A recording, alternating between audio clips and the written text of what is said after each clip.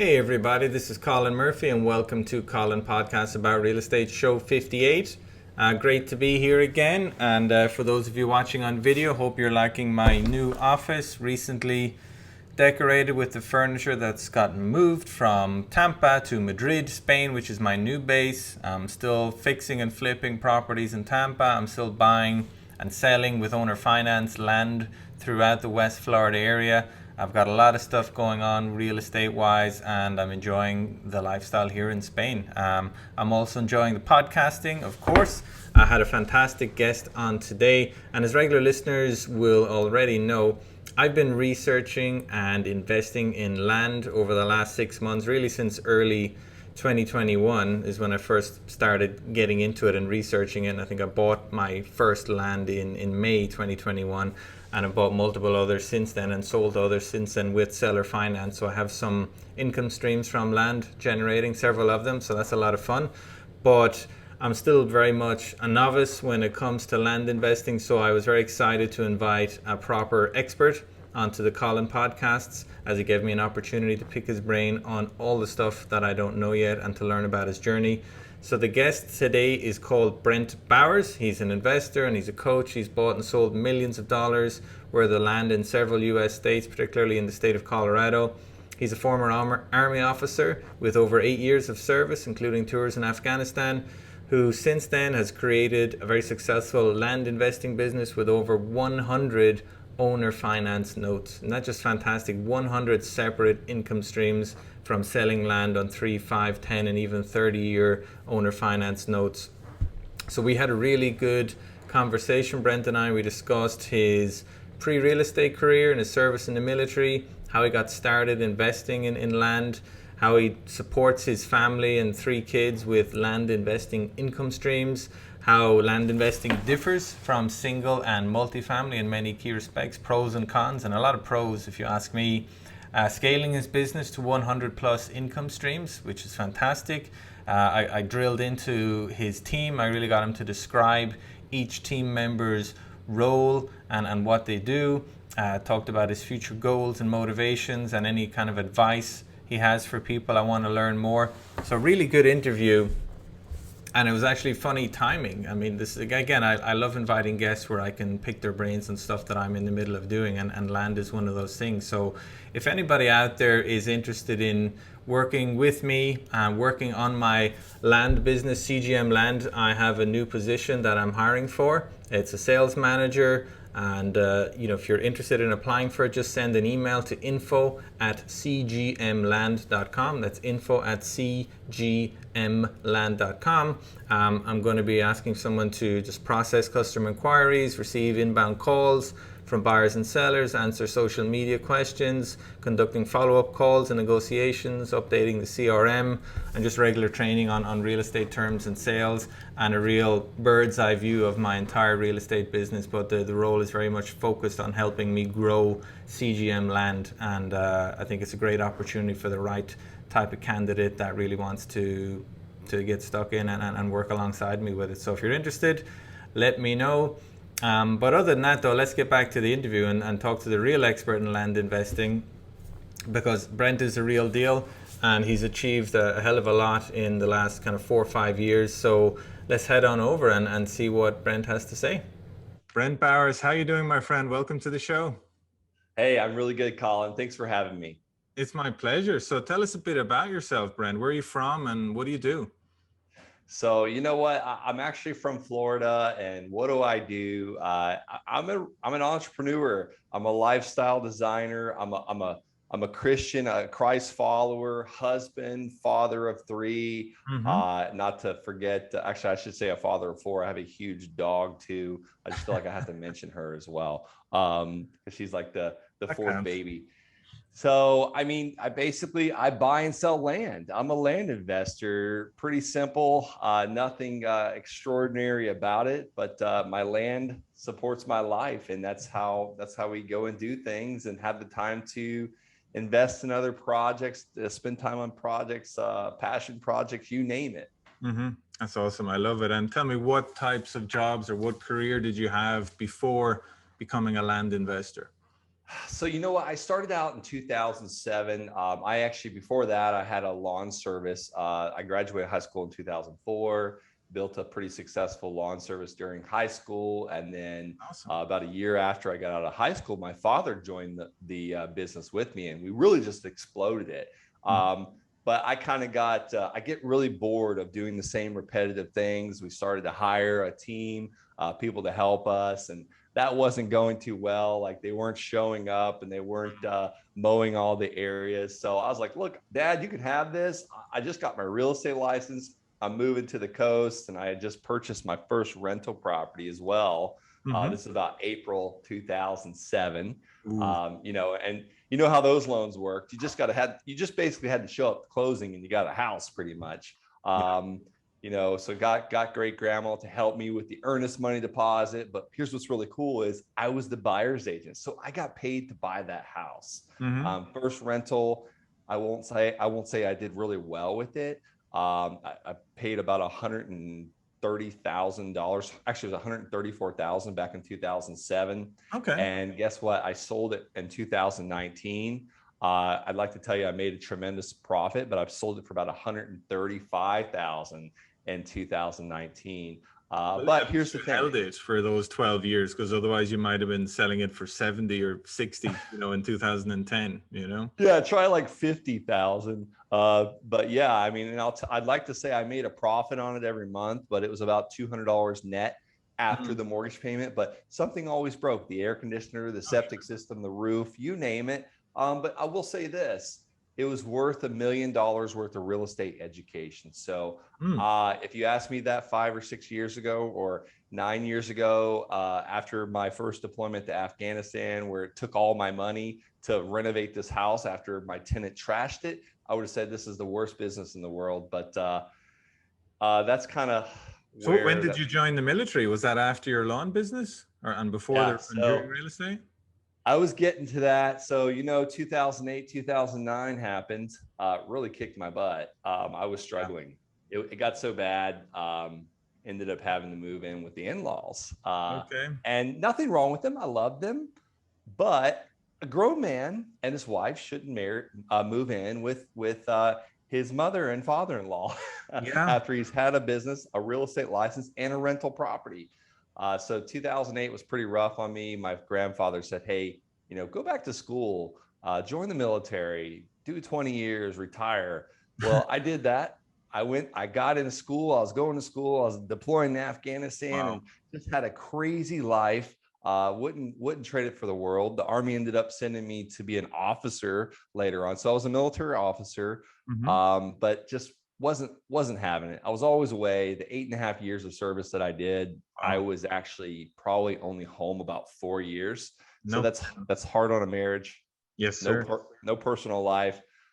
Started having babies. Time to get out of the military. I wanted Hmm. to be around them. So I got back into real estate. Started building up my. First, I was wholesaling houses. I actually started with rentals and wholesaling houses. Then ran into land and fell in love. So when was that? When did you fall in love with land? When was this? Like 4 years ago, 3 years ago? So yeah, late 2015, I did my first land deal. Did my Okay. second one about 2016 timeframe, and just kept doing them and rinsing and repeating. And it turned into a seller financing game. And it got to where I had replaced my military income, and that was really what I was shooting for. I knew I had to cover that so I can feel comfortable to get out. And I started working that process, and haven't looked back since. And it just really turned into a great deal. Have more time, more money type thing. But not that I'm retired or anything like that. I love to work, love to build things, but it just gave me a new lifestyle, new freedom that I'd never Yeah. really understood. I mean, that's a heck of a pivot from being away half the year to being investing in land with seller finance. I mean, you kind of went from one extreme to the other. You didn't take the middle road, which might have been a busy office job, for example, where you're still away from 8 to 8 every day if you're busy. I mean, I'm glad that you didn't have to do that thing in the middle before I doing. burnt the boats. I truly burnt the boats. I got job offers from, some contracting companies and this and that, and the money looked nice. It was definitely intriguing, but I knew I no longer wanted that lifestyle. Mm-hmm. So talk to us about, was it difficult at the beginning getting started in land? I mean, it sounds like there wasn't a huge amount of activity the first year or so. I mean, what do you remember from that period? I don't want to say it was difficult or hard. There's nothing about this is earth shattering. There's nothing new about it, which thank God, because I wouldn't be the one doing it. I just basically fell into it. I was listening to podcasts, learning. I heard about a guy talking about buying land for pennies on the dollar at tax auctions. Mm. And I was actually, as I said, I was kind of trying to build my wholesaling company at that time. Mm-hmm. So I had a tax delinquent list. Okay. A list of properties that people were not paying their back taxes on. And I also had the county held tax lien list, basically, or I should say the county held tax delinquent list. Mm-hmm. This was the land that tax lien investors would not even pay the back taxes on because the land was so inefficient. Like it was not buildable, not accessible, not big enough, you name it, there was problems. Well, I didn't know that at the time. And where I was it? just Did nailed this it. land in Florida, or where were you working out of? It was El Paso County, Colorado. Okay. All right. So Colorado Springs, literally, I was working at Fort Carson at the time, stationed out there. So I Gotcha. pretty much operated it in my own backyard. I was doing Mm-hmm. land within about a 2.5 hour radius. So it's kind of in my own backyard. It gave me the ability to go see it if I needed to. And do you And recall then, any early successes where you kind of really thought, oh, thank goodness, this can actually work. I can actually support my family doing this. oh my gosh, yeah, the first two.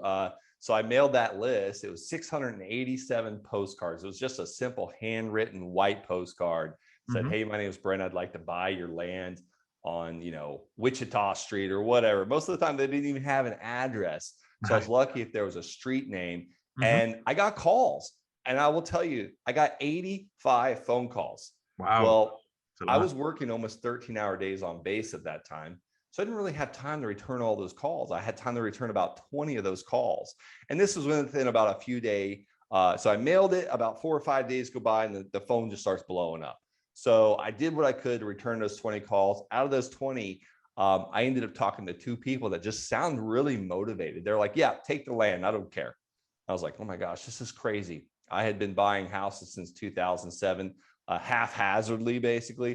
Mm-hmm. And I've never seen someone so disconnected with an asset, their land. I'm used to hearing the people like, well, my kids grew up in this house, or I grew up in this house, and they never want to part with it. And they don't want to sell it for 10, 20, 30 cents on the dollar. They want to profit for living there all those years. It's like, The they deserve emotions and the something. profit are all tangled up together, and it's hard to separate them. And yeah, land is not quite the same, thankfully. Yeah. And these sellers were like, yeah, come have it. Yeah, sure. $285, first one. He gave me the price. Look, I mean, it's a good thing because I was not a negotiator. I was just like, oh, what would you sell it for, basically? I had no clue what it was worth. So we went and looked at it on a Saturday. Mm-hmm. And I was just like, this is magnificent. I can't believe this guy is selling this land for $285. There's a catch. And he actually already told me the catch. It wasn't buildable. So I didn't know why it wasn't buildable. There was 2 lots looking at the Pike National Forest next to Palmer Lake in Colorado. If anybody wants to verify and check this out, on Lake Avenue. And I didn't know what it was worth. Me and my wife, and at this time we had just had a brand new newborn baby. So it's time to go.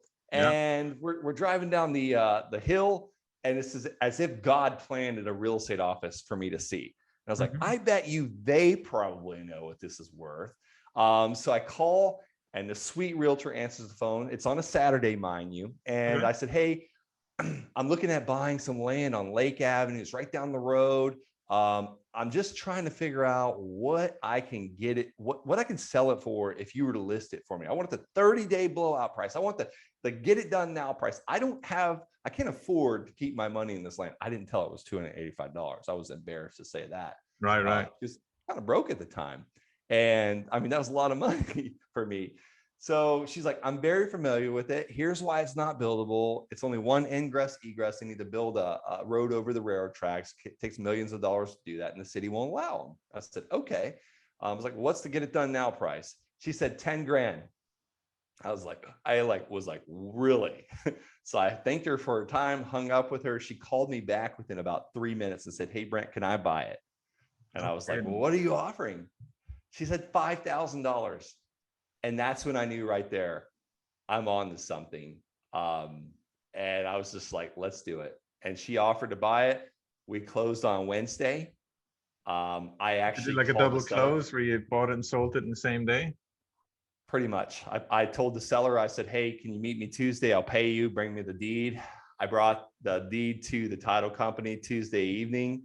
And by Wednesday, next day, I had my $5,000 check. Did Nice. another one similar to that the following week. And that's the second one. And I actually set up a note on that one. So that one was a $500 down payment. I paid $500 for the land. And now, granted, people are thinking, where in the heck can you get land for $500, $300? I see it all the time, but now I'm paying a little bit more, but the numbers are still just as good. So, I mean, and that's from that day, I think within about a month, I did like 5 or 6 land deals, and then kind of took a little break from it and then started it up again, and just haven't looked back since. That's amazing. And tell us about that second deal. You said you did it with a note for people. Can you explain a bit more about what that involved or what Yes, it absolutely. So, basically it's $500. This lady, the woman was super wealthy. I met her in Denver, Colorado to buy her land. Wrote her a $500 check. I remember on her porch, I was sitting on her porch and her porch was like 3 times the size of my house.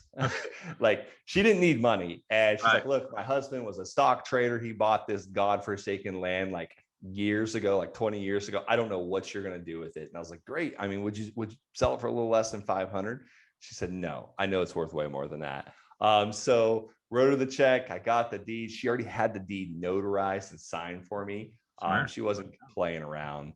But that one, I went home that night, Saturday, put an ad on Craigslist saying $500 down, $400 a month, total purchase, our total sales price of $5,000.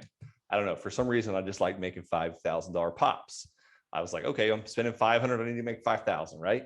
Yeah. So I had a buyer by Sunday. He brought me the $500 cash to my house. I had a note that's basically a promise for him to pay me $400 a month until he paid it off. I didn't charge him any interest, and it was just I just gave him a contract for deed. So once he paid the whole $5,000, I gave him the deed. Okay. Nice. And you're creating a little income stream for yourself that presumably gets bigger and bigger and bigger as you keep growing and growing. And so how many deals are you doing nowadays? What do you do in a typical year? So we have a little over 100 notes right now. We've done a total, we bought and sold, or we've purchased a total of now 280 something parcels of land. And some of them were 5,000, some were 124,000. So we're doing different deals. We're kind of, actually, I guess the most expensive one is $1.2 million dollars. Wow. And the seller actually gave us a seller carryback, where we came up with $600,000. And I didn't come up with that money out of my pocket. I found some other investors that wanted to go in with me on the deal, because land's worth quite a bit, because it's approved for 44 townhomes. Okay. And basically the seller is holding a carryback, basically a mortgage for us with no payments, no interest for 1 year. Nice. So it's just really cool things you can do with land. What's your plan? Is to try and find a buyer during that first year and take it off your hands? We could, but we've from day one, we actually went into it with the developer, and he started the building process, and he's purchasing the land from us in phases. So that's just the way we structured that one. It might not be the best way. We learned a lot about like things like that we needed, like such as Regulation Ds and 506Bs, and like actually to legally syndicate something like that. But yeah, it's already going. We've already started the process. Ground, earth moving, prepping the soil, basically like a farmer. You got to get it ready for those houses to go in. That's fantastic. So I love it's how turned you're into a whole with the guy that knows how to build houses, knows how to get all the permits, and he's buying the land from you in phases. So it's a kind of a great hand-holding way that you can take that knowledge and use it to do something similar yourself if you want, or use that knowledge to do multiple deals of those simultaneously. That's a fantastic learning experience. I'd love to do something like that. I love that you said that, because that's exactly what this developer is doing with us. He's actually walking my team through the entire process. He gives us updates on what's going on, because he had to basically he has a $6 million line of credit, and he didn't have the funds to purchase the land. He had the funds to build on the land. So it just turned into a great partnership. And how did you, once you got your hands on this deal and kind of lined up the investor finance to put it under contract, how did you find the builder? It's funny you asked that, because the builder brought it to us, and Okay. it's crazy how it worked out. We had already been talking to the seller for almost a year and a half. I remember that postcard I talked about. I had mailed him a postcard on another piece of land, Mm-hmm. and he didn't like our offer, so we just stayed in communication. And the developer brought us this similar, or basically the deal, and told us about it. And the seller called us like the day prior again, like, hey, I have another piece of land, what do you think about this one? So it's like, it came at us from two angles, because it's, there's not a lot of people doing land, so they find you pretty easily. You become like the celebrity of the land in your market, and people just bring you deals. Like realtors bring us deals, people across the country bring us deals. So you're it's still in kind of that cool. where are you still in that Colorado market, or what kind of catchment area are you working in now? Yeah, this is in Colorado Springs, Colorado. Uh-huh. So you're the go-to guy for a bunch of zip codes there with certain realtors. That's nice, or wholesalers or sellers. Yeah. I'm trying to be, but yeah, we've expanded in a few markets because you run out of land pretty quickly as far as like motivated sellers for land. So we're in a few other states, and doing deals all over. At the end of the day, like people ask me all the time, hey, what deals do you not like doing? And I say the ones that don't make me any profit. And it's just being able to think a little bit outside the box. There's really no box in the land. We also don't do deals when there's environmental issues, because I don't want to mess with that. I don't want anything coming back to me later on, type thing. But So do you my not favorite stuff. buy, you wouldn't buy, like, would you buy like thin strips of land beside a railway, or a piece of land that has no road access, or do you just stick with the stuff that's a little bit more, straightforward in terms of what someone else can use it for?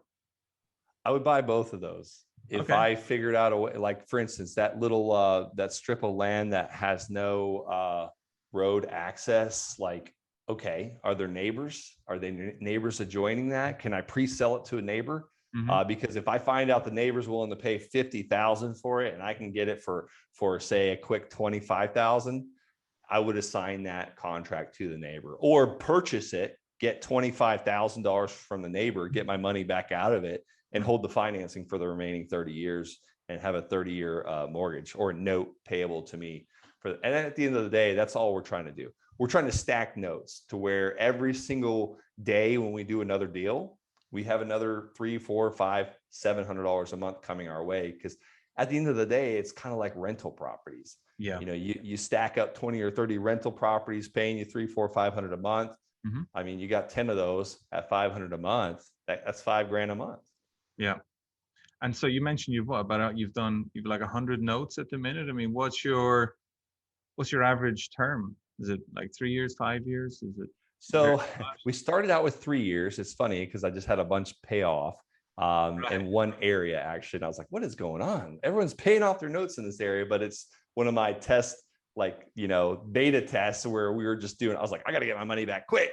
So we did 36, and then I went to 5-year, 60 months. Then we went to 7-year. And then I was thinking to myself, why do banks have the biggest, prettiest, nicest building in every city in every state? They must be doing something right. So I started like looking at the 30-year mortgages. Mm-hmm. And I noticed that for the first 5 to 7 years on a mortgage, it's pretty much interest only. And the banks know that the average family moves every 5 to 7 years. And I think it's actually less than that now. So the first 5 to 7 years is front loaded interest. So I was thinking to myself, all right, let's look at what a $200,000 loan would go for at 6% interest over 30 years. Mm-hmm. Well, you're going to pay back over $400,000 in payments over 30 years. Plus it's a 30-year payment. So I've actually, we have about probably 8 or 9 30-year mortgages now. So That have interest only periods for the first few years? Well, no, they're at 6 to 9% interest is what we charge. Okay. But if you look at the amortization schedule, I got you. It's like, it's kind of a weird kind of curve, so for instance, if your payment is $1,200 a month, 900 and something goes to interest. Mm-hmm. And then once you hit like year like 7 or 8, more finally starts going towards principal. And are you giving them the deed on those ones? Are they able to do anything with the land and before it's paid off? It depends. If we close it through a title company and it's a bigger purchase, like for instance, they're going to put down $29,000 or $40,000, I'll close that to a title company and I'll just hold a deed of trust and a promissory note, and the deed would transfer over to my buyer so they can do what they want to do. Now, when they go to a bank to do a construction loan or they want to, borrow against the property, usually that bank will pay us off because they don't want a junior lien. And, that's almost like my biggest fear. I was like, oh man, I hope they don't pay us off anytime soon because I want to keep the note coming in. Yes. But at the end of the day, we'll get the cash and we can just move it to something else. Okay. So I love that idea because I've been doing 3-year and 5-year seller financing, which is fine. But I love that idea of 30 years where, like you say, maybe 80% of that monthly payment is interest for the first several years. I mean, do you advertise them like that with 20% down, 30-year loan, owner finance? No, we generally, we kind of say like our smaller deals, like the ones we're selling for like say 9 or 10,000. We will throw it out there like, hey, here's what the payment would be. Here's the interest rate. And what we'll do is, I guess technically we do advertise it that way. If someone's not able to come up with as big of a down payment, what we'll do is we'll add time to the term or lower the interest rate or increase the monthly payment. So we're super flexible. At the end of the day, here's the goal. We want to sell it as fast as we can. Yeah. Because I'm looking at a volume game.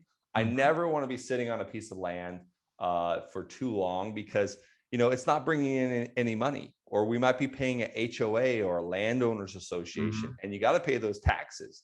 So if I've got to lower the price on a piece of land just to get it sold or take lesser of a down payment.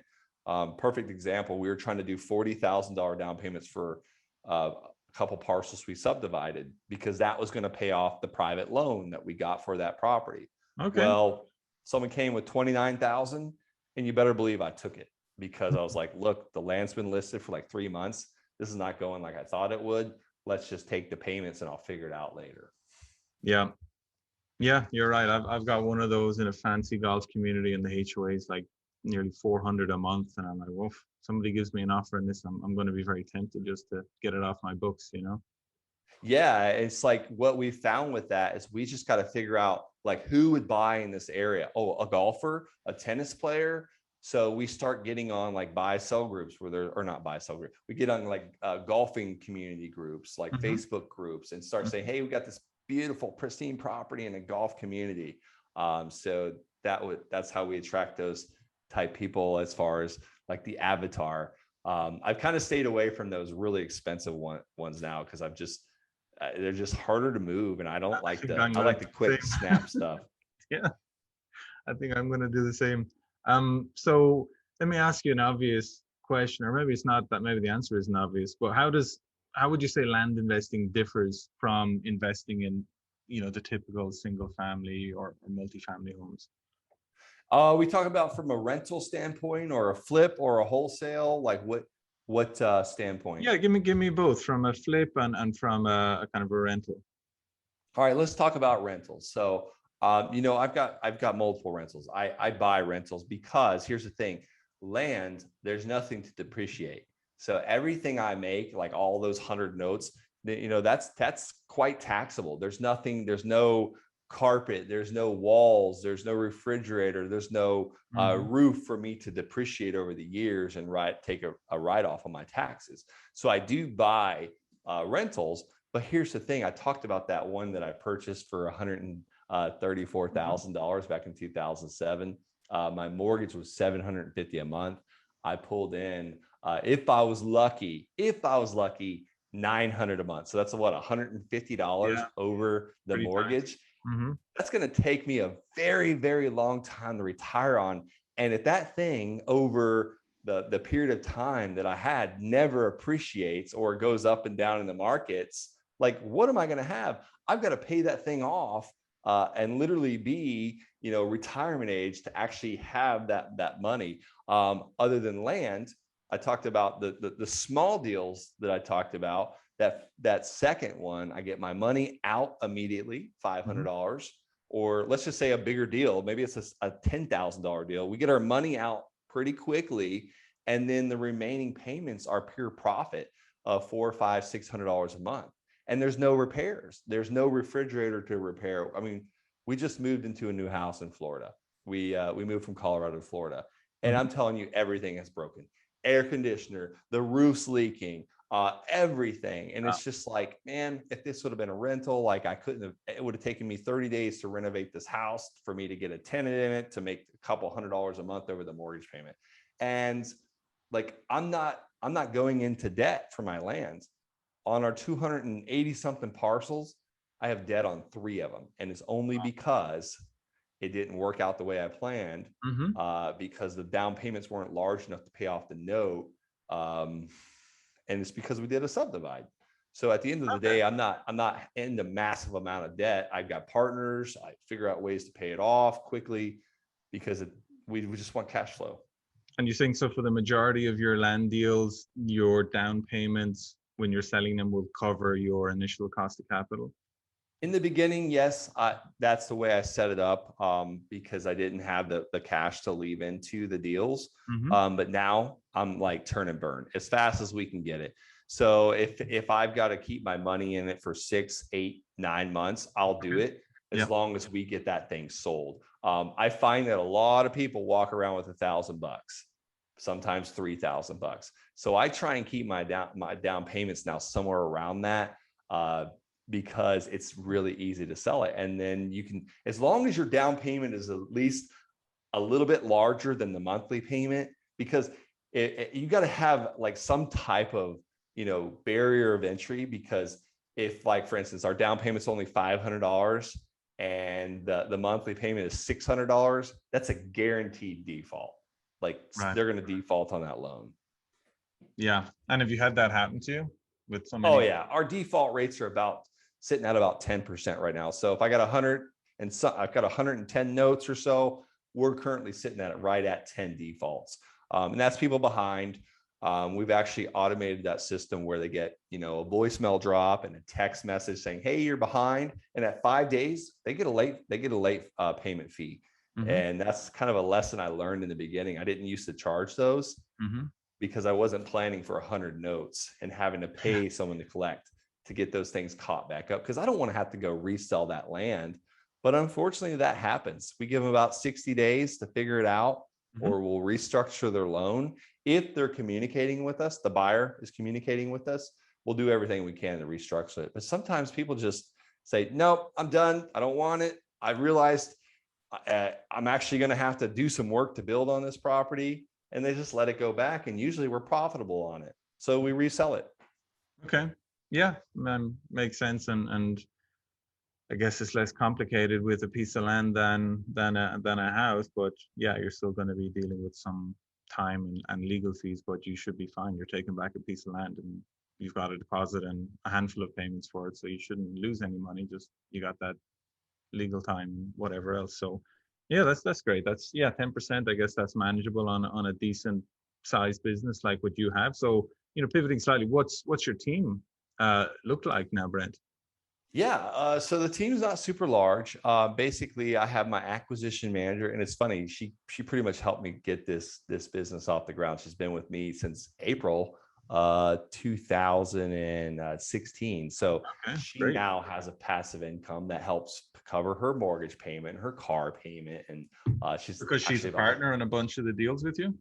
So how I pay her is I give her 10%. of anything. If we do a quick flip on the land and we make 10,000, she gets 10% of that. So she gets $1,000. That's profit. Now, if we sell the land on seller financing, we pay her 10% of all payments collected, obviously not including taxes and like note service fees, all that stuff. Right. But she's now building a passive income. So she's incentivized to buy this piece of land so we can later sell it. And we're trying to buy, we're doing like Warren Buffett does, his margin of safety. So we're buying it at a discounted rate so we can turn around and sell it at retail plus add interest. So that's where our spread comes into play. So if we're spending $4,000 on a piece of land, we want to sell it for at least $12,000 for 4,812. So at least a 3x return. Plus we put an interest rate on it. So it gets us somewhere around about a 5 to 6x return. So for every dollar I spend, we're making anywhere from $3 to $6 back. Fantastic.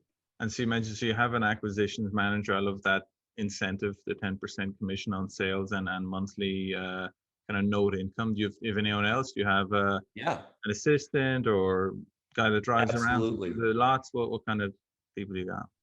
So the whole system works without me now, and thank God, because if it were up to me, it wouldn't happen. I told you in the lawn business, I love to see things. I love to start things. But once I got to go for a couple of weeks and do the same thing over and over, I'm like, this is getting boring. So I actually have an assistant. She's in the Philippines. She does all of our due diligence. She does like everything that a buyer would want to know. She figures out, and she posts all this land on like our website, getland.org.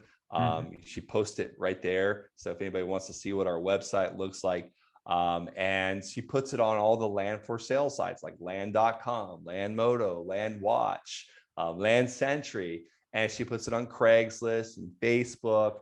And then we have our land specialist. We call her our land specialist. She's the one that returns the calls, answers the phone, and answers the messages when people say, hey, is this still available? How big is it? Can I get this property? Or would you take 500 down? You're asking for 1,500 down. And her name's Helen. She's retired. She's traveling the country all the time. And she sometimes sells anywhere from 1 to 9 parcels in 1 week. Like, she's just a total rock star. And we pay her. An American lady driving around who answers the phone whenever it rings, takes a note of the reference, and Yep. She's in our CRM, and she looks at the land sales page where my virtual assistant already posted it. She said, yep, here's all the information. So most people won't read. So my land specialist reads it for them and says, hey, which card would you like to put it on? And we take a down payment and sign them up and basically sign up the contract for deed. And she's usually sitting at a slot machine or hanging out with her grandchildren, or but she's very diligent. Like, she works like 3 or 4 hours a day, and sometimes she'll make 100 calls in one day. Wow. So you have one lady who answers calls to potential people that will sell you the land, and even another lady that'll answer the calls from the people that might like to buy you the land, and then even another lady who does the due diligence and advertises the land. That's right. And then now that we've gotten to the point where we need help with collections, I've got a stay-at-home mom that helps us like call the people that are behind on their payments. So she gets them caught back up, walks them through how to do it. But in the beginning, my acquisition manager helped with the buying and the selling. And I used to post the stuff. I used to be the guy that would do the collections and like all the due diligence. But now we've got a kind of complete operation. I'd say what I do now is I'm still the visionary. I'm like, hey, I just moved to Florida. I see all this opportunity. I'm like, let's get in this county and this county. So I call my marketing department, and I'm like, let's start mailing here. So we're now ramping up in Florida here. I mean, we were already in Florida, but on a very small scale. Whereabouts in Florida are you targeting? So I'm looking at Indian River and Brevard County. Okay. In Brevard County. Okay. I do. Just gave myself a ton of competition by just saying those words, I'm sure. Who knows? I mean, there's a lot of counties in Florida, and there's a lot of land action in Florida for whatever reason. It seems the national hotspot for land investors.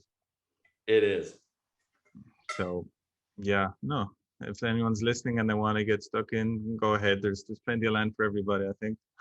Oh, yeah, there is. Especially in There's Florida. just so much. Yeah. Actually I was in an area, I won't mention the area, but a couple of the other land coaches really pushed these areas. So I had purchased about 117 lots in one area. And then all these brand new land investors flooded it. And they actually drove the price where I purchased the lots for $300 a piece. Mm-hmm. I was selling them for roughly about $1,800 a piece at the time when I first bought them. So I Mm-hmm. purchased them for 300, sold them for 1,800 on terms. Okay. So I get payments. Well, now that all these land investors flooded this area, I'm now selling it for like $3,800 a piece. So it actually helped my business. It doubled what I was selling them for from supply and demand. Yeah. Higher the demand, less supply, it went up. And would you say that there is less competition in the land area than there is in the single family home and multifamily area?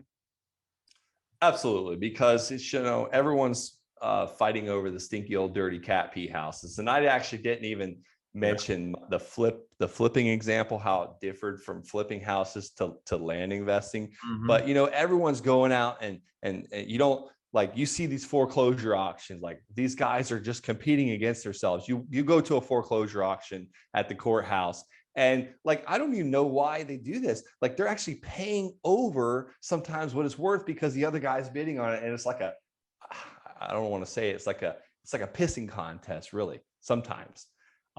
People are overpaying in the foreclosure auctions for sure. I've bought a lot over the years, starting in 2015, and I got a lot of good deals back then. But nowadays, it's nuts. It's cheaper to buy them on the MLS practically. Yes, and yeah, you're right. And I would say, because I'll tell you why I don't think there's competition in the land, because most of the listeners on the show have probably driven by land, or they're listening right now driving by land, and they don't see a mobile home park or a rental property or a house they can flip or an office building they can buy and rent out. There's nothing on the land. Most people don't realize how to make money from the land.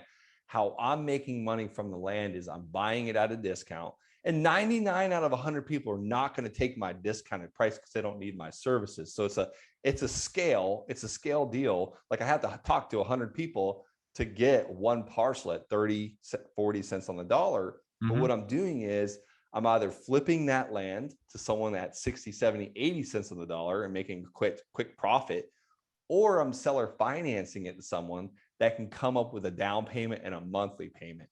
And that's going to give me that spread, the bigger spread, to where I get, a monthly payment now for a very long time. I sell it on retail plus interest. So that's where my spread comes.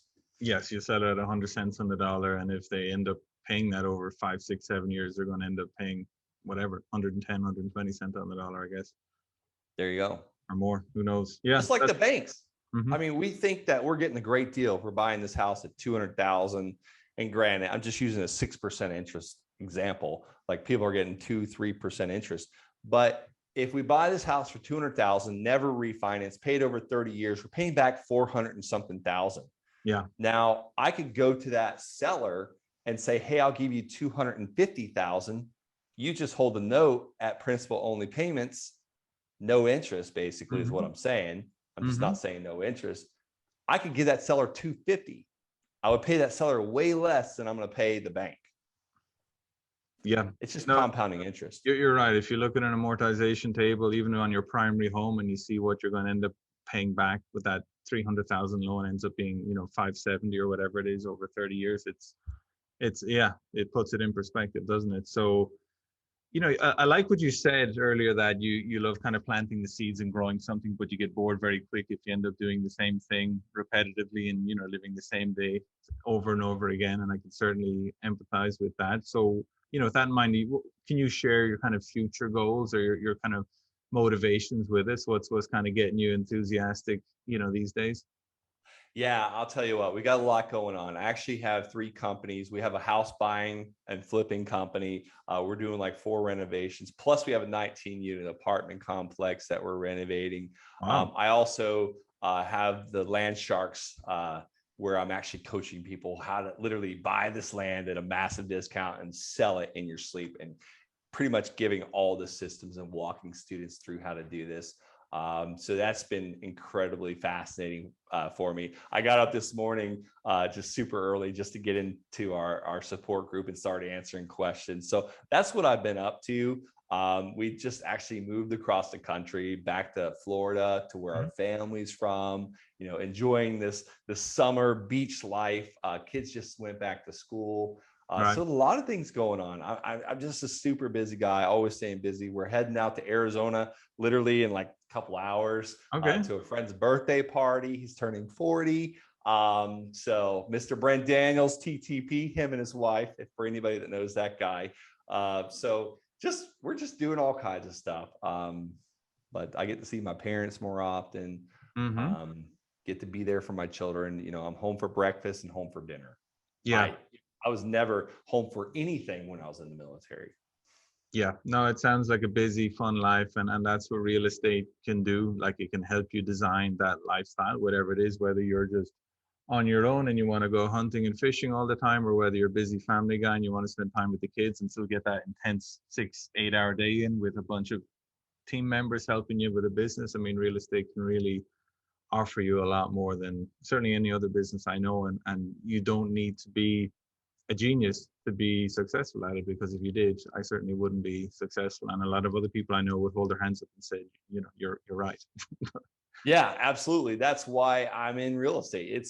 This is like one of the oldest businesses out there. You don't have to be a genius. Like, you see this rhino behind me blasting through this wall. That's what you got to be like. You got to be a rhinoceros with 3-inch thick skin and a huge horn, and just always charging and just learning.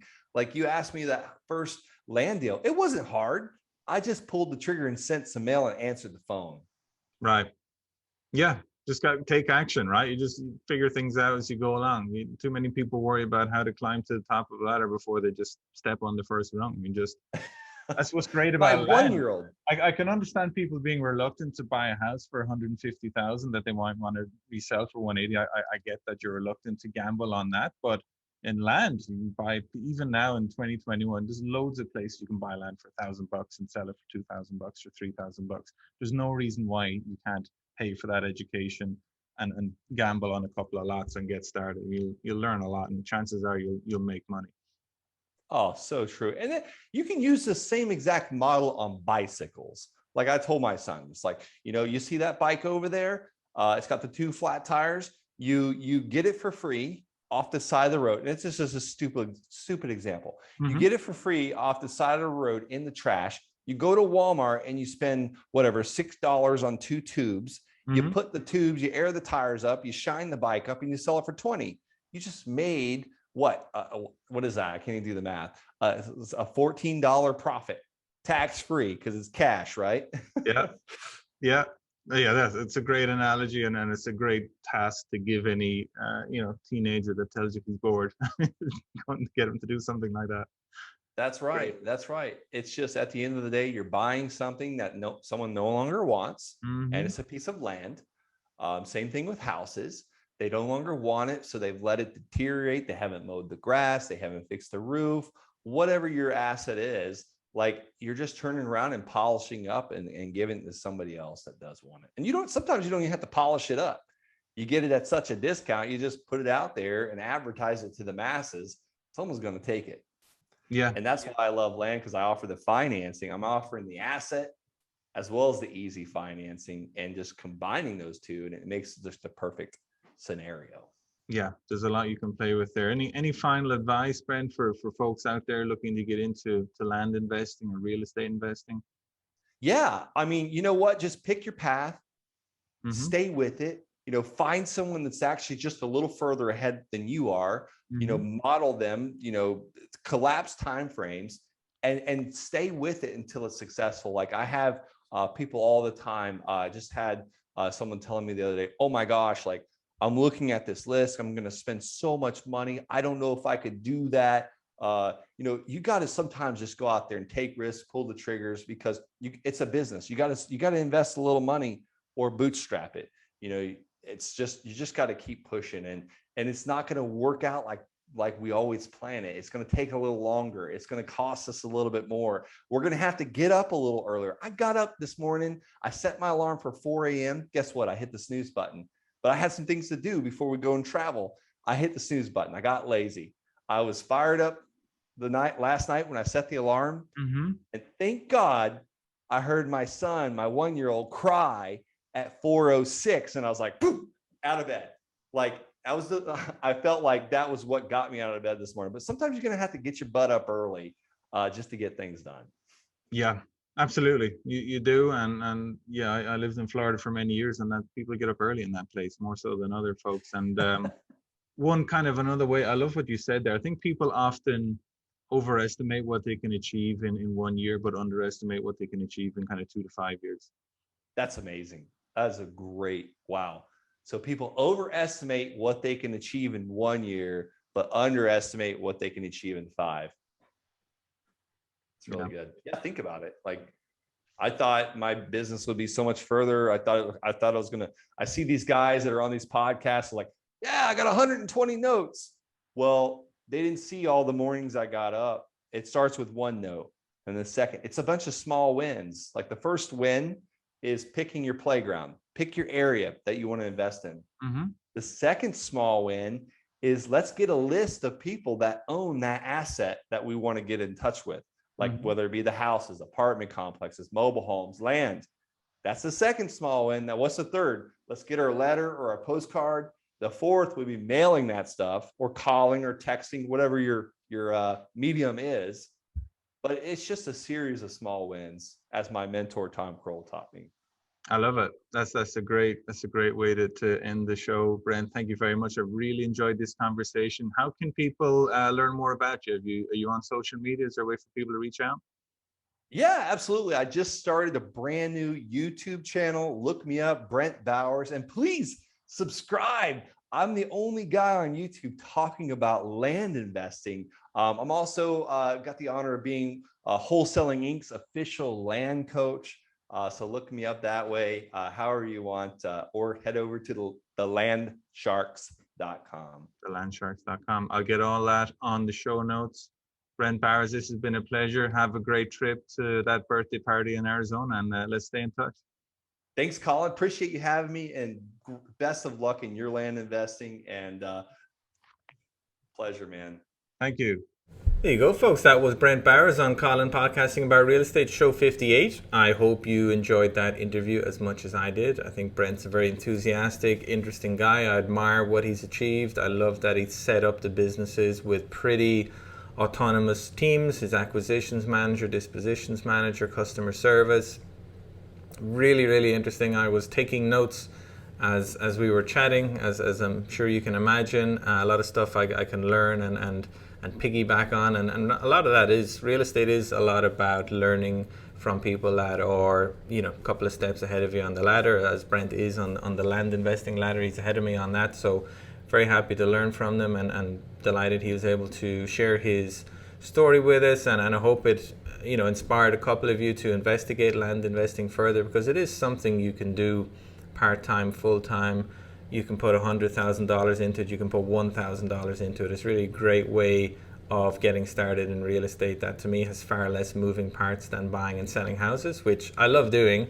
And I still have half a dozen renovations going on at the moment, which are pretty profitable. So there's nothing against it. If you can get a good deal and you have the team in place to fix a house and sell it or hold it as a rental, it's still fantastic. I'm still buying rentals. I'm still enjoying all that side of things. But I really want to create a few dozen income streams from land investing, and I am going to try and focus a lot on that in Q4 2021, which is when this podcast is coming out. I really do want to set aside larger chunks of my time to do that. And I'll keep you posted on progress as always. If you want to schedule a chat with me, just go to colininvestments.com and click on the Get in Touch button. You can just schedule a 20-minute chat to discuss your own real estate journey and your own strategies. I'm happy to help with you if I can. You'll find info on the website, previous podcasts, reports, and so on. Get on my mailing list. I send out emails about twice a month, 3 times a month, just with stuff I'm working on and links to guests that I've talked to. You'll find me on social media under Colin Investments or Colin G. Murphy, Facebook, Instagram mostly. But yeah, thanks for tuning in. And if there's anything I can do to help you on your real estate journey, as I said, don't hesitate to reach out. I'll be back in another 2 weeks with another guest. But in the meantime, it is Friday afternoon in sunny Madrid, Spain, and the tapas and sangria are awaiting. So I'm off ski. Adios.